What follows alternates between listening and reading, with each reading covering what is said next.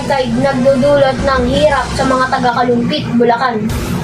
Patuloy na nakararanas ng mataas na tubig ang Kalumpit, Bulacan. Dahil dito, maraming lugar ang binabaha kahit nakatanyagan ng araw. Ang pagtaas ng tubig sa mga ilog at mabababang lugar ay nagdudulot ng hirap sa mga residente. Malaki rin ang epekto nito sa mga estudyante. Maraming mag-aaral ang nahihirapang pumasok sa paaralan dahil lubog sa baha ang mga kalsada.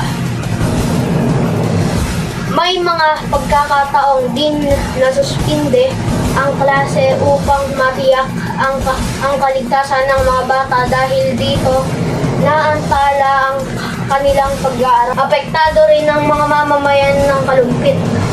Ang ilang bahay ay pinapasok ng tubig baha at nasisira ang mga kagamitan. Nahihirapang din pumasok sa trabaho ang ilang manggagawa at naapektuhan ang kanilang kabuhayan. Umaasa ang mga mamamayan na sana sa madaling panahon ay masolusyonan na ang problemang ito. Ito si Sep, nag-uulat para sa ating klase. Magandang araw at manatiling ligtas ang lahat.